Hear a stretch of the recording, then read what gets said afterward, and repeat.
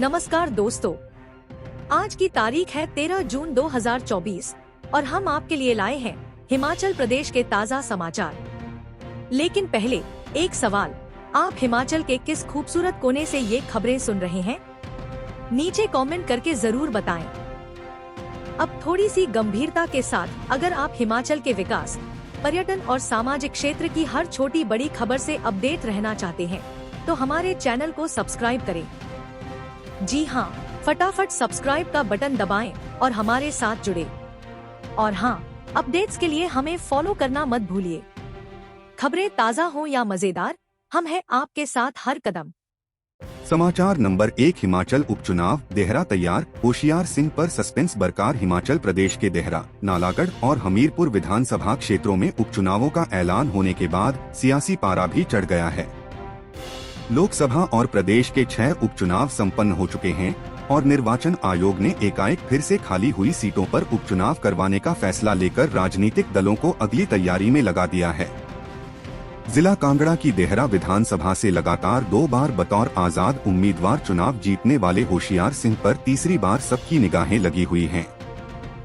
हालांकि होशियार सिंह इस बार भाजपा में शामिल हो चुके हैं और भाजपा ने उनको टिकट देने का फैसला लिया है। प्रदेश भाजपा ने होशियार सिंह को टिकट देने की हाईकमान को सिफारिश भेज दी है, लेकिन चुनावों का ऐलान होने के बाद भी होशियार सिंह की निष्क्रियता ने सबको सकते में डाल दिया है। बता दें कि होशियार सिंह अभी विदेश में हैं और इसी हफ्ते उनके वापस आने का कार्यक्रम है, लेकिन चुनावों के ऐलान के समय होशियार सिंह का क्षेत्र में न होना कुछ अलग ही संकेत दे रहा है। किसी और की करेंगे पैरवी। देहरा के पूर्व विधायक होशियार सिंह का एक्टिव न होने पर लोगों का कहना है कि होशियार सिंह इस बार खुद चुनाव न लड़ किसी और की पैरवी कर सकते हैं। हालांकि अभी काफी समय है और इसी हफ्ते वह लौट आएंगे, उसके बाद ही सही तस्वीर साफ होगी, लेकिन अभी तक उनके चुनाव लड़े या न लड़े की अटकलों का दौर जारी है।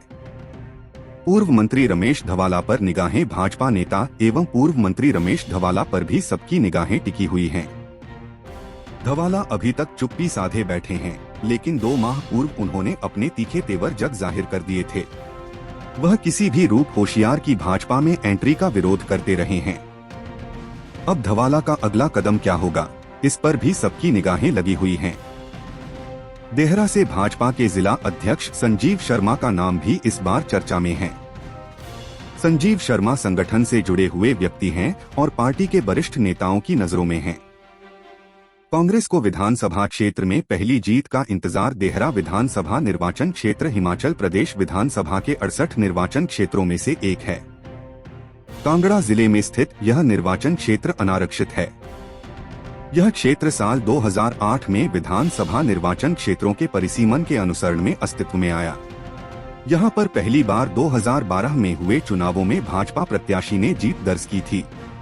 उसके बाद 2017 और 2022 में निर्दलीय उम्मीदवार के रूप में होशियार सिंह ने यहां से जीत दर्ज की।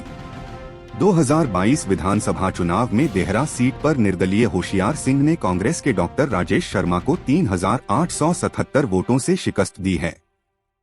देहरा में हुए लगातार 3 चुनावों में कांग्रेस अभी तक जीत हासिल नहीं कर पाई है। इसलिए मौजूदा समय में प्रदेश में कांग्रेस की सरकार है, इसलिए इस बार कांग्रेस यहां से जीत का खाता खोलने का प्रयास करेगी। समाचार नंबर 2, हिमाचल मौसम। प्रदेश में आज लू का अलर्ट। कल से बारिश के आसार। हिमाचल प्रदेश के मैदानी व कम ऊंचाई वाले क्षेत्रों में प्रचंड गर्मी जारी है। बुधवार को ऊना सहित 10 स्थानों पर अधिकतम तापमान 40 डिग्री सेल्सियस के पार दर्ज किया गया। हमीरपुर के नेरी में अधिकतम तापमान 44 डिग्री सेल्सियस दर्ज किया गया है। मौसम विज्ञान केंद्र शिमला के अनुसार 13 जून को भी हीटवेव का येलो अलर्ट है। मैदानी, मध्य व उच्च पर्वतीय कुछ स्थानों पर 14 जून को बारिश का पूर्वानुमान है। बुधवार को राजधानी शिमला में हल्के बादल छाए रहने के साथ धूप खिली रही। 16 से 18 जून तक सभी भागों में मौसम साफ रहने के आसार हैं। अधिकतम तापमान नेरी 44.4, धौलाकुआं 43.0, बिलासपुर 42.5, हमीरपुर 41.5, कांगड़ा 41.3, सुंदरनगर 41.2, मंडी 40.8, बरठीन 40.7, चंबा 40.7, धर्मशाला 35.9, भुंतर 38.0 डिग्री, न्यूनतम तापमान शिमला 20.5, सुंदरनगर 18.8, भुंतर 14.7, कल्पा 9.8, धर्मशाला 24.1, ऊना 21.0, नाहन 23.7, केलांग 5.4, पालमपुर 22.5, सोलन 19.2, मनाली 12.3, कांगड़ा 21.4, मंडी 18.9, बिलासपुर 19.9, हमीरपुर 18.7, चंबा 18.9, डलहौजी 20.9 डिग्री सेल्सियस। समाचार नंबर 3, एक महीने में 4 करोड़ की साइबर ठगी, ऑनलाइन ट्रेडिंग IPO ब्लॉक चैन इन्वेस्टमेंट के नाम पर ठग रहे शातिर। हिमाचल प्रदेश में साइबर ठगों ने पिछले एक माह में 4 करोड़ से अधिक राशि लोगों से ठगी है। दिन प्रतिदिन देश व प्रदेश में साइबर अपराध के मामलों में अप्रत्याशित वृद्धि हो रही है। साइबर ठग प्रदेश के भोले भाले लोगों झांसे में फंसाकर ठग रहे हैं। साइबर अपराधी अपने साइबर अपराध के तरीकों को अकसर बदलते रहते हैं। ऑनलाइन ट्रेडिंग के मामलों में करीब पिछले एक माह में साइबर के तीनों रेंज थानों में 4 करोड़ से ज्यादा की वित्तीय धोखाधड़ी हुई है।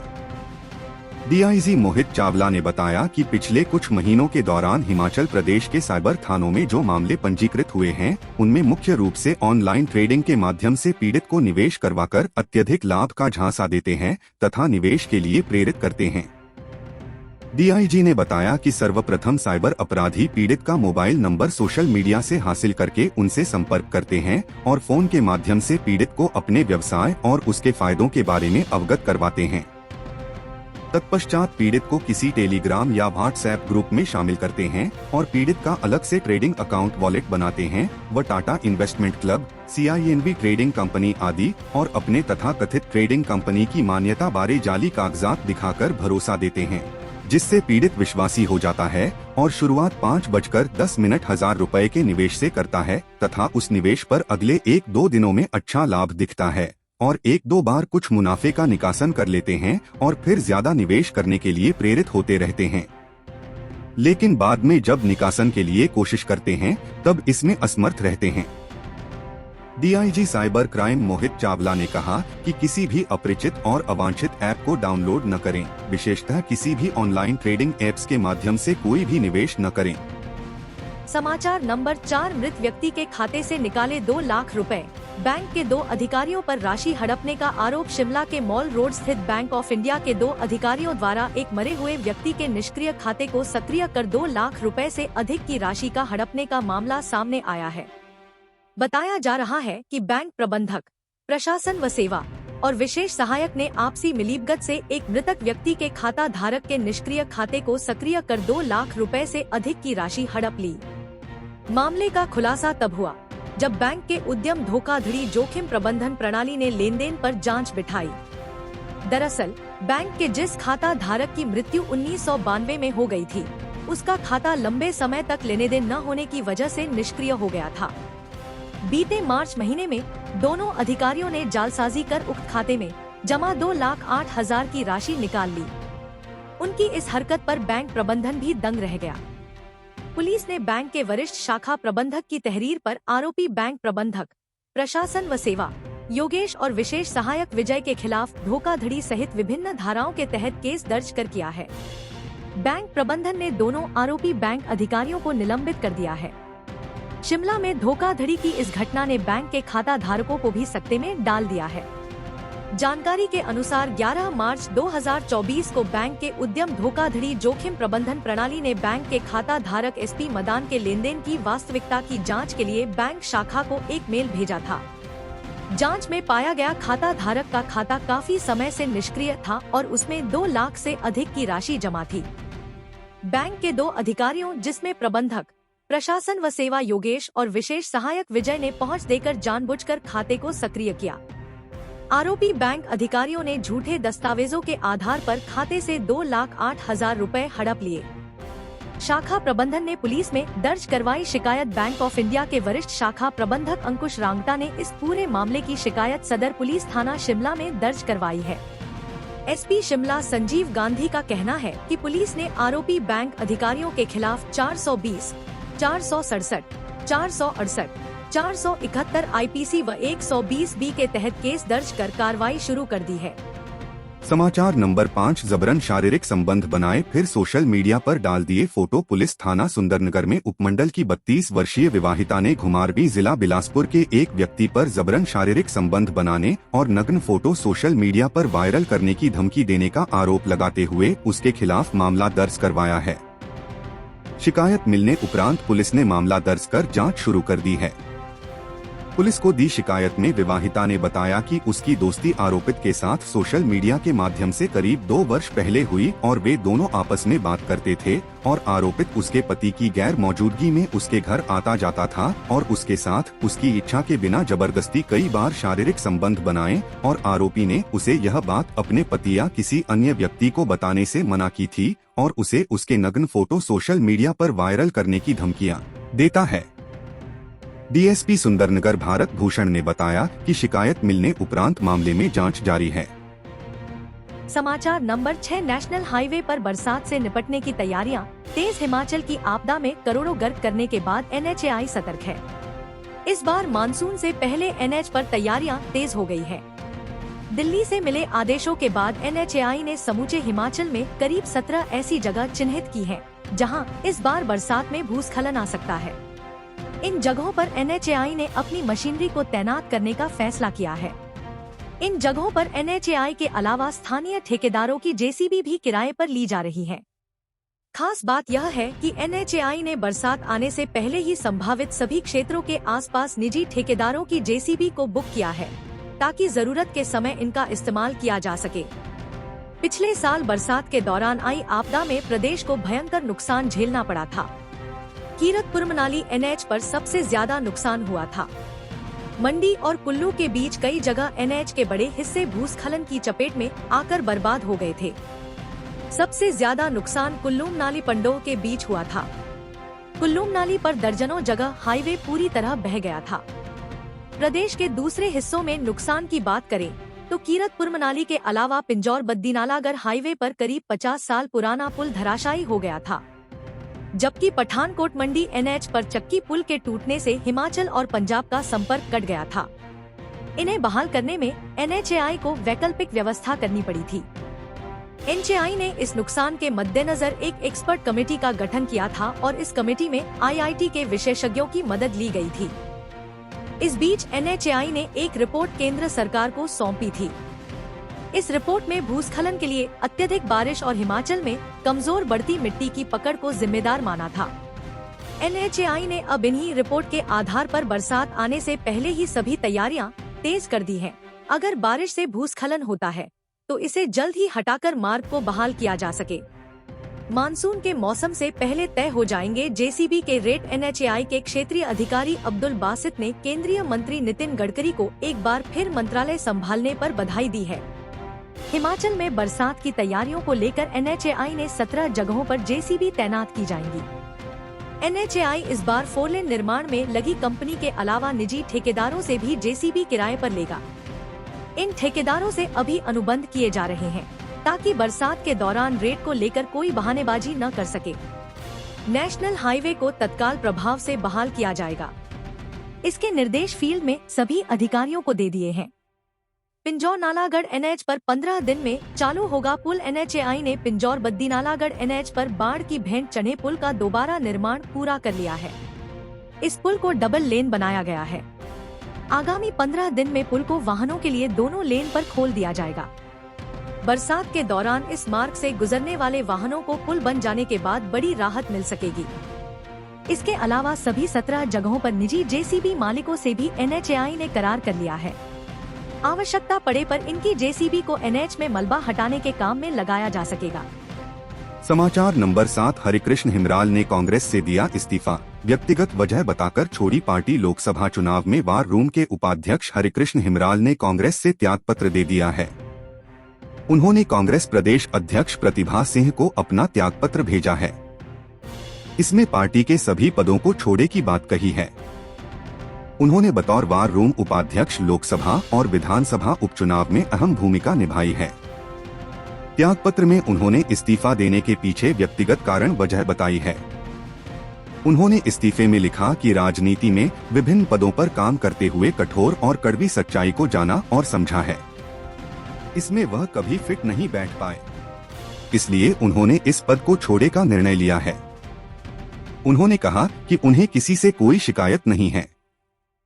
हरिकृष्ण हिमराल के पास प्रदेश कांग्रेस कमेटी प्रशिक्षण विभाग के अध्यक्ष और शिमला शहरी सीट के प्रभारी का भी दायित्व था।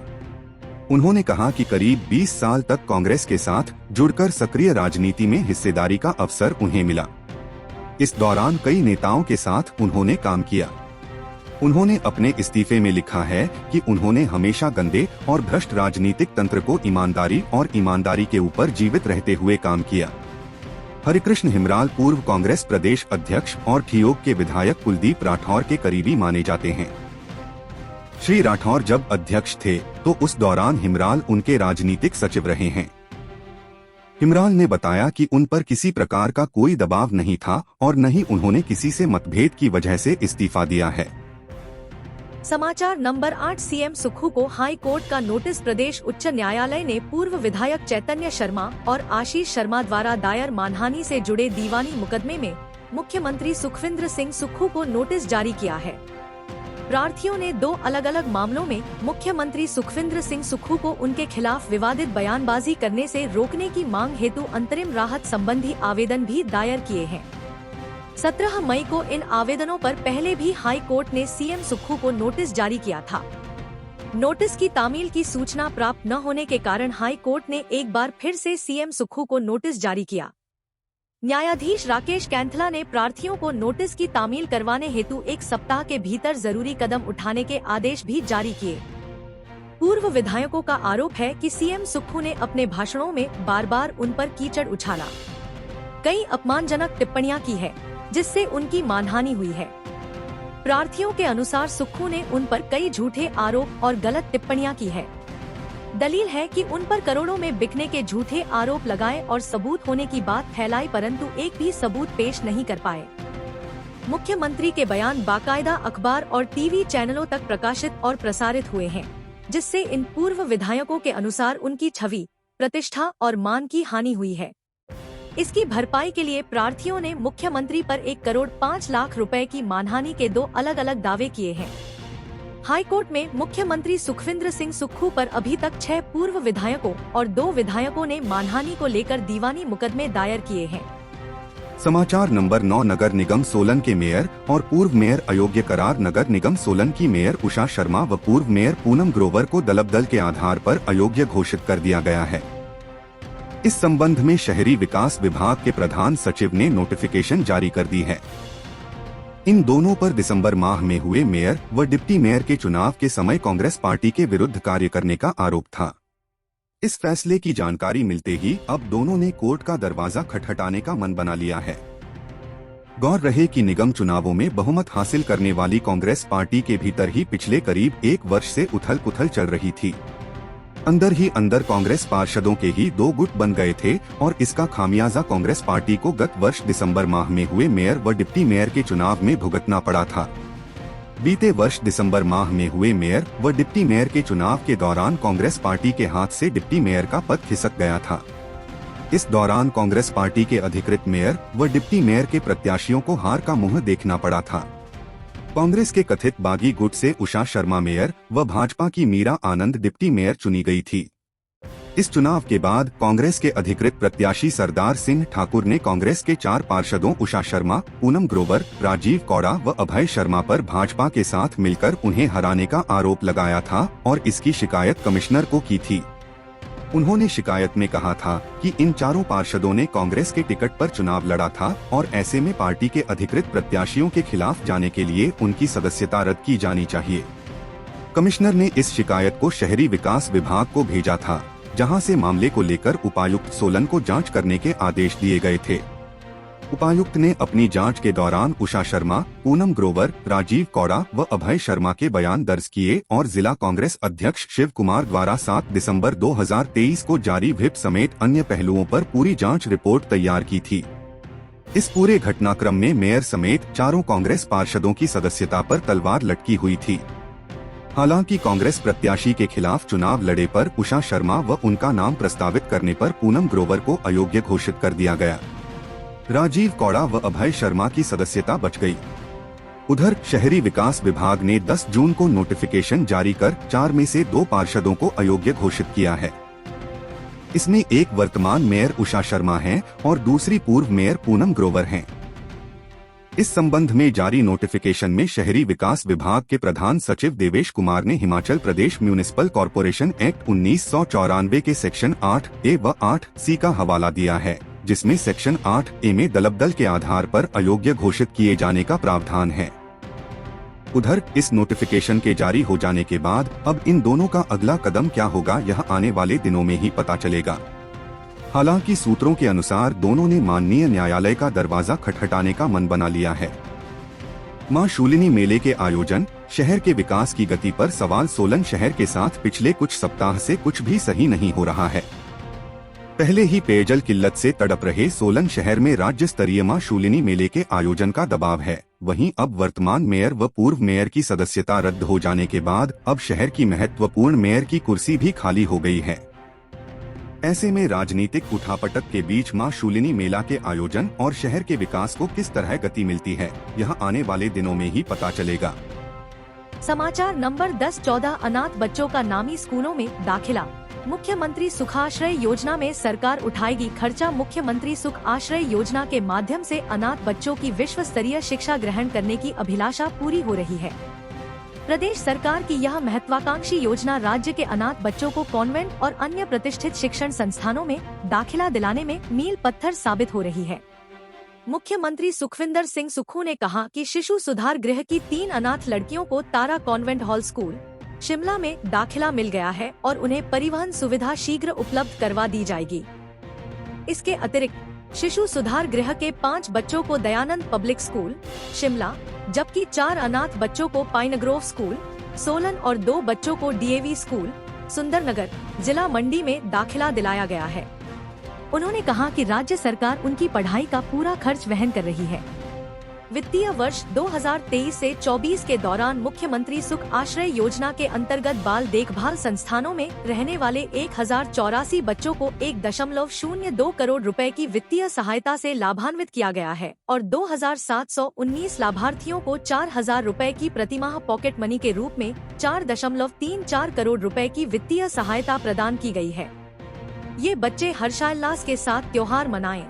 इसके लिए 1084 बच्चों को त्योहार भत्ते के रूप में 59.81 लाख रुपए, वस्त्र भत्ते के रूप में 54.20 लाख रुपए और पोषण आहार राशि के रूप में 32.52 लाख रुपए वितरित किए गए हैं। वित्तीय वर्ष 2024 से 25 में 1061 अनाथ बच्चों को सामाजिक सुरक्षा के रूप में 1.99 करोड़ रुपए, 3121 लाभार्थियों को 4000 रुपए प्रतिमाह पॉकेट मनी के रूप में 16.89 करोड़ रुपए और त्योहार भत्ते के रूप में 1025 अनाथ बच्चों को 65.76 लाख रुपए की राशि शीघ्र ही वितरित की जाएगी, जिसके लिए सभी औपचारिकताएं पूरी करने की प्रक्रिया प्रगति पर है। इस योजना के अंतर्गत 48 लाभार्थियों को उच्च शिक्षा के लिए 15.52 लाख रुपए, 17 बच्चों को व्यावसायिक प्रशिक्षण के लिए 7.02 लाख रुपए, एक बच्चे को कुशल विकास के लिए 17,500 रुपए, 3 बच्चों को स्टार्टअप परियोजनाओं के लिए 6 लाख और 2 अनाथ बच्चों को वर्ष 2023 से 24 के लिए भूमि आवंटित की गई है। वर्तमान वित्तीय वर्ष में अब तक 68 लाभार्थियों को उच्च शिक्षा के लिए 28.30 लाख रुपए, व्यावसायिक प्रशिक्षण के लिए 48 बच्चों को 26.95 लाख रुपए, 2 अनाथ बच्चों को कौशल विकास के लिए 3.13 लाख रुपए और 4 लाभार्थियों को स्टार्टअप परियोजनाओं के लिए 7.45 लाख रुपए दिए गए हैं। समाचार नंबर 11 प्रदेश के नए 6 विधायकों ने ली शपथ।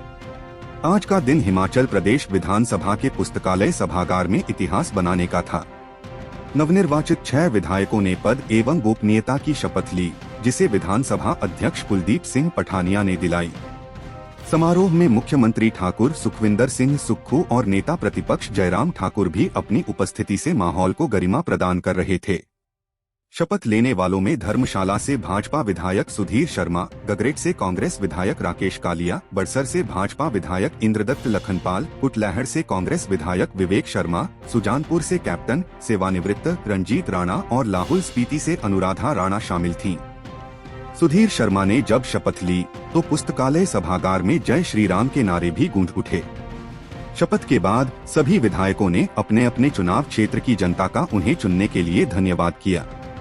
शपथ ग्रहण समारोह के बाद विधानसभा स्पीकर कुलदीप सिंह पठानिया ने नए विधायकों को बधाई दी और उम्मीद जताई कि वे हिमाचल हित के मुद्दे सदन में उठाएंगे।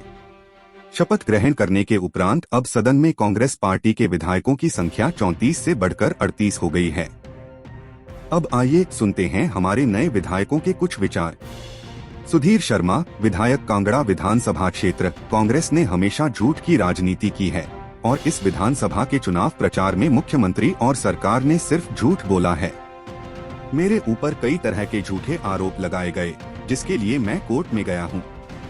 मुख्यमंत्री को नोटिस हो गया है और अब मैं केस वापस नहीं लूंगा। अनुराधा राणा, विधायक लाहौल स्पीति विधानसभा क्षेत्र। अब जिम्मेदारी डबल हो गई है। शपथ के बाद यह एहसास हो रहा है कि जनता ने मुझ पर कितना भरोसा जताया है। इसके लिए लाहौल स्पीति की जनता का धन्यवाद। मैं जनता से मिले इस मैंडेट की इज्जत करूंगी। मंत्री बनाना है या नहीं, यह हाईकमान की इच्छा पर निर्भर करता है। रंजीत राणा, विधायक सुजानपुर विधानसभा क्षेत्र। विधानसभा उपचुनाव जीतने के बाद मैं मुख्यमंत्री के हनुमान की तरह काम करूंगा और सुजानपुर के विकास को एक नई गति दूंगा। सीएम सुक्खू के साथ सुजानपुर की जनता के आशीर्वाद से ही मैं उपचुनाव जीत पाया हूं। अब लोगों की समस्याओं का समाधान करना मेरी प्राथमिकता होगी। राकेश कालिया, विधायक गगरेट विधानसभा क्षेत्र। इन उपचुनावों से कांग्रेस सरकार को गिराने के मंसूबे फेल हो गए हैं। इससे सुक्खू की सरकार और मजबूत हुई है। मैं चट्टान की तरह मुख्यमंत्री और कांग्रेस पार्टी का साथ दूंगा। इन नतीजों ने साफ कर दिया है कि चुनी हुई सरकार को गिराने की कोशिश नहीं करनी चाहिए। इंद्रदत्त लखनपाल, विधायक बड़सर विधानसभा क्षेत्र। राजनीतिक व्यक्ति कहीं भी सेटल हो जाता है, इसमें थोड़ा समय लगता है। अब वह समय निकल गया है। मैं भाजपा की परंपराओं के अनुसार काम करूंगा और बड़सर के लोगों को एहसास करवाऊंगा कि उनका फैसला सही था। लगातार चौथी बार विधायक बनाने के लिए धन्यवाद। विवेक शर्मा, विधायक कुटलैहड़ विधानसभा क्षेत्र। प्रदेश की जनता ने धनबल के खिलाफ संदेश दिया है और जो जनादेश मुझे मिला है, मैं उस भरोसे को टूटने नहीं दूंगा। मैं मुख्यमंत्री के हाथ मजबूत करने आया हूं। मुझ पर विश्वास जताने के लिए क्षेत्र की जनता के साथ साथ कांग्रेस हाईकमान और सीएम सुखविंदर सिंह सुक्खू का धन्यवाद। 4 जून को सरकार बनाने का भाजपा का सपना टूटा। मुख्यमंत्री सुखविंदर सिंह सुक्खू ने कहा कि भाजपा का 4 जून को प्रदेश में सरकार बनाने का दावा विफल हो गया है, क्योंकि प्रदेश के लोगों ने उपचुनावों में कांग्रेस के 4 विधायकों को चुना है। उन्होंने कहा कि उपचुनाव के बाद सदन में विधायकों की संख्या 38 होने के साथ ही प्रदेश में कांग्रेस सरकार और मजबूत हुई है। मुख्यमंत्री ने कहा कि वर्तमान प्रदेश सरकार हिमाचल को आत्मनिर्भर बनाने के प्रयासों को जारी रखेगी और इस दिशा में सरकार ने कई महत्वपूर्ण निर्णय लिए हैं। शपथ ग्रहण समारोह के बाद नेता प्रतिपक्ष जयराम ठाकुर ने कहा कि इस चुनाव में सबसे ज्यादा धन्यवाद उसे जनता का, जो भयंकर गर्मी में भी वोट देने के लिए बाहर आई। जो राज्य सरकार लोकसभा चुनाव जीतने के दावे कर रही है, वह 68 विधानसभा क्षेत्रों में से 61 में हारी है। मुख्यमंत्री समेत 10 कैबिनेट मंत्री अपने चुनाव क्षेत्र में कांग्रेस को लीड नहीं दे पाए हैं। भाजपा सभी 4 संसदीय सीटें जीती है और विधानसभा उपचुनाव में भी 2 नए विधायक भाजपा ने जोड़े हैं। समाचार नंबर 12। 48 प्रशिक्षु वनरक्षकों को पदक प्रमाण पत्र। चायल में दीक्षांत समारोह के दौरान सम्मानित किए टॉपर। आज का दिन वन प्रशिक्षण संस्थान चायल में खास था। 73वें सत्र के दीक्षांत समारोह में 48 प्रशिक्षु वनरक्षकों को उनके सफलतापूर्वक प्रशिक्षण पूरा करने पर पदक, प्रमाण पत्र और ट्रॉफी से सम्मानित किया गया। इस समारोह में राजीव कुमार भारतीय वन सेवा अधिकारी, प्रधान मुख्य अरण्यपाल, वन बल प्रमुख, वन विभाग हिमाचल प्रदेश मुख्य अतिथि के रूप में और आर लालनुन सांगा अतिरिक्त प्रधान मुख्य अरण्यपाल, शोध एवं प्रशिक्षण, विशिष्ट अतिथि के रूप में मौजूद थे। यह प्रशिक्षण सत्र 11 दिसंबर 2023 को प्रारंभ हुआ था और 6 माह बाद बुधवार को सफलतापूर्वक संपन्न हुआ। इस दौरान हिमाचल प्रदेश के 12 वन वृत्तों बिलासपुर, चंबा, धर्मशाला, हमीरपुर, कुल्लू, मंडी, नाहन, रामपुर, शिमला, सोलन, वन्यप्राणी धर्मशाला और वन्यप्राणी शिमला के 48 प्रशिक्षणार्थियों ने प्रशिक्षण पूर्ण किया। अब सुनते हैं उन टॉपर्स की कहानी जिनके मेहनत की गाथा आज लिखी गई। शैक्षणिक टॉपर ठियोग वन मंडल के नितिन ठाकुर, द्वितीय स्थान कुल्लू वन मंडल के मोहर सिंह, तृतीय स्थान देहरा वन मंडल के नीरज शर्मा। मैराथन दौड़ में भी कुछ धावकों ने अपने जौहर दिखाए। 12 किलोमीटर मैराथन चंबा के मनीष प्रथम, देहरा के पीयूष कौशल द्वितीय और ठियोग के नितिन ठाकुर तृतीय स्थान पर रहे। 6 किलोमीटर हाफ मैराथन किन्नौर के मेला राम प्रथम, ऊना के राजेंद्र सिंह द्वितीय और सुकेत के ऋतु राज तृतीय स्थान पर रहे।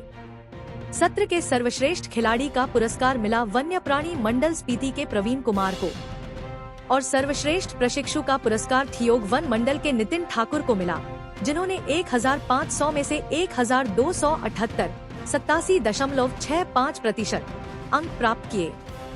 इस विशेष अवसर पर मुख्य अतिथि राजीव कुमार ने अपने अध्यक्षीय संबोधन में सभी प्रशिक्षुओं को शुभकामनाएं देते हुए उनके उज्जवल भविष्य की कामना की। हम अपने राज्य के विकास में योगदान देने में गर्व महसूस करते हैं और हमें उम्मीद है आने वाले दिनों में हमें और भी अच्छी खबरें मिलेंगी। इन खबरों को अधिक लोगों तक पहुंचने के लिए कृपया हमारा कंटेंट शेयर करें, साथ ही हमारे चैनल को सब्सक्राइब करें और अपडेट के लिए हमें फॉलो करें। अपने विचारों को कमेंट में शेयर करना ना भूलें। आपका सहयोग हमें और भी बेहतर काम करने में मदद करेगा। धन्यवाद।